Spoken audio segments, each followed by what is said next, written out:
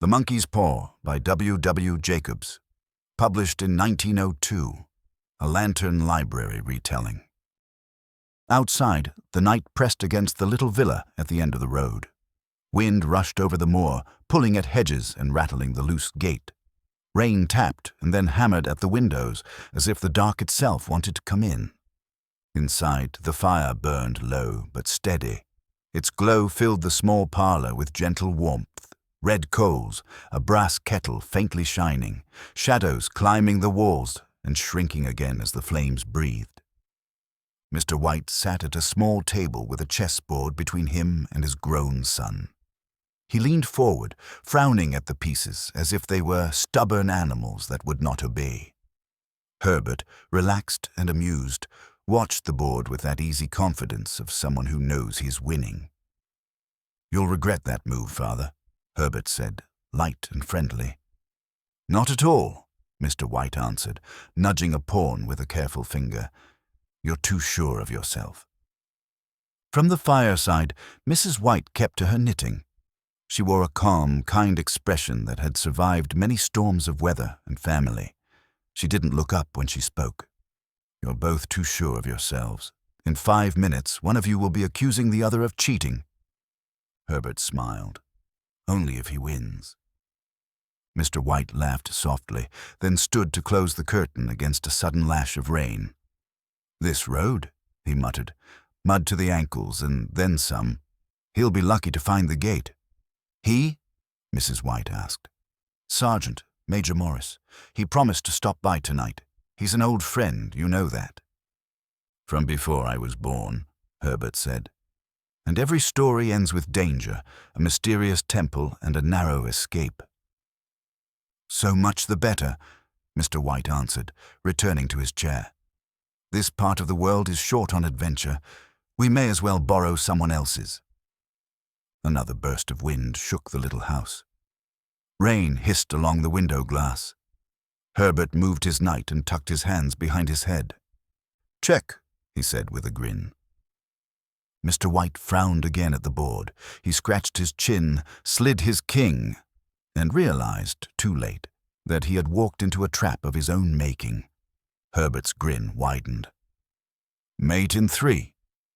"Impossible," Mr. White said, but he saw it now and gave a low sigh. Mrs. White set her knitting down and listened. There, footsteps on the path, heavy even, not afraid of mud or night. A firm hand at the gate, knuckles at the door. The sound carried through the small house like news from another world. Herbert went to open it. A gust of cold air and rain pushed into the hall, carrying the smell of wet earth. Then a large man stepped inside, shaking the water from his greatcoat. "Sergeant! Major!" Mr. White cried, delighted. "Come in, come in. We thought the storm would turn you back." "Storms in India don't ask permission either," the visitor said, voice deep and a little worn. He stamped his boots clean on the mat and gripped Mr. White's hand with a dry, powerful squeeze. His face was browned by long sun. His eyes had the faraway look of someone who had seen more than he would ever be able to tell. They settled him by the fire with a generous glass. The lamp was turned up. Coats were hung, chairs pulled close, and the little parlor gathered itself around the guest like a circle of friendly faces. They spoke first of small things: the bad road, the new mill, the weather that would not make up its mind. But with another sip, the sergeant, Major began to share those other stories, the ones that belonged to the long years abroad. Crowded cities at noon that smelled of spice and heat, jungles where everything seemed to breathe at once, stretches of desert where a man could watch his thoughts for days and hear only wind. He did not boast. He did not rush. His voice kept its even weight, and as he spoke, the Whites leaned closer. Herbert's eyes shone. Even the fire seemed to listen. "And yet," Mr. White said at last, "for all you've seen, I suspect there's one tale you've not told us yet." "Oh?" The sergeant major's eyes shifted to him. "At the club," Mr. White went on, "you started to say something about a souvenir." A pause. only the small hiss of the coals. I did, didn't I? Morris set his glass down. He reached into his pocket and took out a small object wrapped in a bit of cloth. He held it for a moment, looking at it not like a trophy, but like an old letter that should have been burned a long time ago. He unwrapped it and placed it on the table. It was a mummified paw, dried and shrunk, the brown fur worn away in places, the fingers curled in like a tiny, frozen hand. There was something ordinary about it and something terrible, as if it were a joke told at a funeral. Mrs. White leaned back, half laughing, half uneasy. "What an ugly thing." "It is," Morris said. He did not smile. "And worse than ugly." Herbert peered closer. "From one of your temples? Do I get a story?" "You get a warning," Morris said quietly. "It's a charm. An old fakir, a holy man, put a spell on it. He wanted to prove that fate rules people's lives, that those who try to change it will suffer for it." "And the spell?" Mr. White asked. "It grants 3 wishes," said the sergeant major. 3 wishes to 3 different men. Then its work is done." Herbert laughed, but softly. "Like something from a book." "Yes," Morris said. "Only books let you close the cover." He lifted the paw between a thick finger and thumb. The first owner had his 3 wishes. He asked for things that men ask for. I don't know the first 2, not exactly. But I know the last. "The last?" Mrs. White asked. "For death," Morris answered. The room took that in. The clock ticked. Rain hurried along the window and faded again. "And you," Mr. White said, voice careful. "You were the second." Morris nodded once. "I was." "What did you wish for?" Herbert asked, half teasing, half afraid to hear. Morris looked into the fire and did not answer. He drained his glass, stood, and reached toward the hearth. "Best to let it go," he said, and with a sudden movement tossed the paw into the flames. The 3 Whites gasped. Mr. White, quicker than his years, snatched it back out with a cry and shook his hand, skin singed but not badly. "Why did you do that?" he demanded, breathless. "Because it brings nothing but grief," Morris said. He was truly angry now. "If it stays in this house, it's on your heads. If you must keep it, then keep your heads as well. Wish for something sensible. And be careful." Mrs. White's voice steadied the room. "If it's as dangerous as you say, why did you keep it at all?" "I thought about tossing it into the Thames," Morris said. "I kept it to remind me of my own foolishness. Sometimes a man needs a souvenir of what not to do." He would not say more. Soon he was putting on his coat again, refusing a second glass, thanking them with a kind but distant nod. At the door, he turned. "If you do choose to try it," he said, eyes on Mr. White, "hold it in your right hand, wish aloud, and remember I warned you." He paused. "And if you will take a final bit of advice, leave it alone." The wind wrapped around him as he stepped out. The door closed. The house gathered itself again into its small brightness. For a time, no one spoke. The paw lay on the table, dull and dry, as if nothing could be less magical. Herbert broke the silence with a forced cheerfulness. "Well," he said, "if the holy man meant to teach people a lesson, he chose a very ugly teacher. Father, why don't you wish for something useful? £200 would clear the mortgage." "Herbert," Mrs. White said, but she was smiling. "He's serious." "Why not?" Herbert grinned. "A good, modest wish. We can tell the neighbors it was an inheritance." Mr. White turned the paw over once more. He felt foolish and a little excited, like a boy asked to blow out candles for luck. £200, he murmured. "Very well." He held it up in his right hand. His voice came out deeper than he meant. "I wish for £200. The paw gave a sudden, tiny twist. Mr. White flinched and dropped it with a cry. "What is it?" Mrs. White's face changed. "It moved," he said, "like a snake." Herbert laughed. Your nerves. Or perhaps it was the firelight. Where's the money, then? Shall we listen for a knock? They all listened. There was only wind and rain. The house creaked softly, as old houses do. At last Mrs. White shook her head.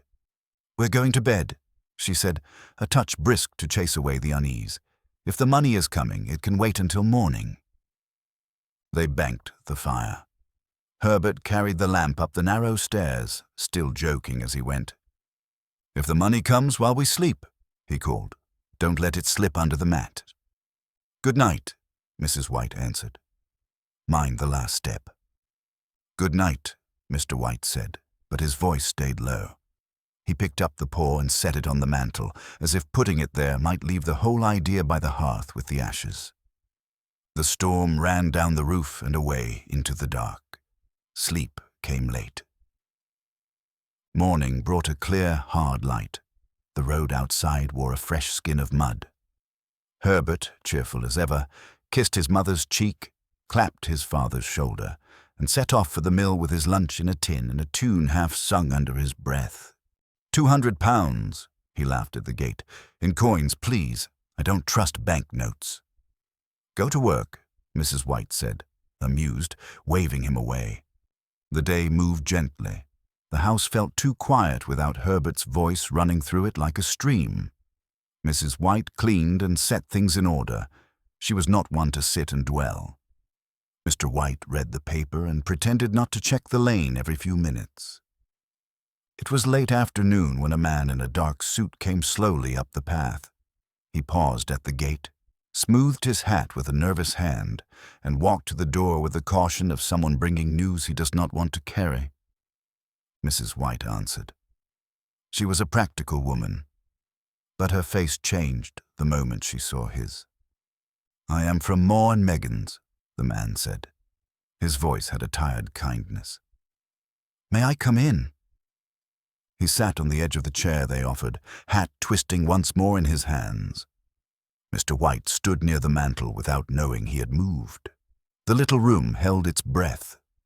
There was an accident at the mill today, the man said. Your son, he was caught in the machinery. He tried again. He died instantly. There was no... He did not suffer. Mrs. White's hands reached for the chair back and missed it. Mr. White crossed the small space and took her arm, but she did not seem to feel him there. The man's words fell into the room and did not stop falling. The company wishes me to convey their deepest sympathy. The visitor went on, as if the phrase might soften the blow. They also wish to offer a sum as compensation. Mr. White did not hear. He was back at the door, last night, hearing Herbert laugh as he went up the stairs. He could smell the wet wool of Morris's coat, see the ugly little paw on the table. He felt again the small twist in his hand. Mrs. White found her voice. A sum, she said, as if money were a language now spoken by ghosts. £200, the man said, and bowed his head. The room did not break. It stretched, time stretched with it. The man stood, murmured something, left. They did not notice the door close. They only felt the sudden cold along the floor as the last of the day's light gave out. They buried Herbert on a raw morning with a low sky. Neighbors came with casseroles and soft voices. They pressed hands and wiped eyes and left again, relieved to step out of the house that grief had made too small. At night, the villa changed shape. The stairs became long and narrow. The clock learned how to make a minute last 5. The kettle took half an hour to boil. Mr. White sat by the fire and watched ash turn white. Mrs. White's knitting lay untouched. The silence between them grew thick enough to lean on. A week went by. One night, long after midnight, Mrs. White sat upright in bed. She had been awake for hours, lying still as if listening for a faraway sound. Now she turned to her husband with eyes that shone in the dark. The paw, she whispered. He blinked. What? The monkey's paw. We have 2 wishes left. He knew at once what she meant. He also knew he would spend all the rest of his life trying to prevent the next words. No. Why not? She was already half out of bed. Why should we not ask? It gave us the first wish. It gave us this, he said. His voice broke on the single word. She gripped his hand with a strength he forgot she had. We were the fools. We asked for money. Ask for what belongs to us. Ask for our son. He pulled his hand free and stood, as if he could reason better on his feet. He has been dead for a week, he said. He was... You heard what the man said. We could not even... He faltered. We could not even see him. Her voice went softer, more dangerous. You are afraid. I am, he admitted. I am his mother, she said. Afraid or not, I will have him. Go and get it. He stood there for a long breath. Then he went down the narrow stairs, each step its own decision, to the cold parlour where the armchair still held the dent of Herbert's last nap. The fire had gone to ash. The mantel held a row of small things, a brass candlestick, a little jar of buttons, and the paw. It felt colder than the room. He brought it up. Mrs. White took his arm. Wish, she said. He lifted the paw in both hands. I wish... The words tasted like iron. I wish my son alive again. Nothing changed. The house did not tremble. The wind did not stop. Somewhere on the lane a loose board creaked and fell still. They waited. The night moved. The old clock sighed and cleared its throat and marked 1, then 2. At last he said, very gently, Come back to bed. She lay down, but did not sleep. He did not sleep either. He counted the seconds between the small sounds of the house and tried to tell himself their hope would help no one and nothing. It was past 2 when the knock came. It was not loud. It was steady. 3 times, slow and clear, on the front door. Mrs. White was out of bed in an instant. Herbert! Mr. White caught her at the bedroom door. Listen, he whispered, and he did not know whether he meant to the knocking or to his own warning. Think, it has been a week. It is my son, she said, and pulled free. I know my son's hand. The knock came again, and then again. No hurry, no anger, just the patient hand of someone who knows he has the right to be let in. She ran down the stairs and into the narrow hall. Her fingers flew at the lower bolt. Help me, she cried. The top one. I cannot reach. Mr. White stood in the parlour doorway and saw the door shake softly on its chain. He saw in his mind the iron teeth of the mill, the closed coffin, the cold earth. He saw a boy trudging away with a tin lunch and whistling. He could not hold all those pictures at once and remain a man. He turned. The paw lay on the mantel where he had left it. The knocking grew a shade louder. Not angry, only nearer, as if the visitor had put his forehead to the door and listened for movement within. Mrs. White sobbed, "Please," as she reached for the high bolt again and failed. Mr. White snatched the paw. His mouth was dry. "Make it right," he whispered to something that would never answer. He lifted the paw and closed his fingers around it until the bones in his hand ached. "I wish..." His voice cracked. He forced the rest. "I wish it all undone. I wish him gone. Let him rest." The paw turned in his grip. Not much, only enough to tell him it had heard. Silence. The knocking stopped between one breath and the next. Mrs. White slid the chain free and pulled the door wide. Cold air rushed in, full of the smell of wet leaves and earth. The lane lay empty. The gate moved once, very slightly, then stood still. "Herbert," she called, as if he had stepped aside to tie a shoe.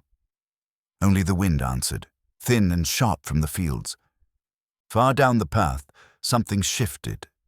A suggestion more than a sound, like the scuff of a heel through soft mud. It faded. The night held its own counsel again. She swayed against the door and her husband came and stood beside her. They looked together at the darkness. Things that had once comforted them, the neat hedge, the lamp at the bend, the low stone wall, had become markers along a road that no longer led anywhere a human heart could bear to go. They closed the door. He set the chain. She leaned her forehead to the wood for a quiet moment, then turned away. On the table lay the paw. It was limp and dry, a toy from a cruel child's game. He picked it up and felt, for the last time, the little twist that had made him believe, and the cold that would not leave his fingers for as long as he lived. They banked the fire that did not need banking and climbed the stairs they did not want to climb. In the bedroom, the bed waited, dumb and warm. He lay awake until the grey hour, when even grief learns to rest for a little while. She did not sleep at all. Morning came, pale and unremarkable. The lane filled with ordinary noises. A cart, a man's voice calling to a dog, someone beating a rug 2 houses away. Somewhere, a mill bell rang for the first shift. The little villa stood as it always had. The gate hung the same crooked way, the hedge bent the same under the wind. If a passer-by had looked in at the window, he would have seen only a small room, a neat mantel, a chair by the fire, a brass candlestick, a jar of buttons, and in the drawer where Mr. White had put it after dawn, a shriveled paw that was at last quiet. As for the Whites, they carried on. Grief does not surrender to time, it bargains with it. They learned the weight of their quiet and how to move under it, the way men at sea learn to walk on a rolling deck.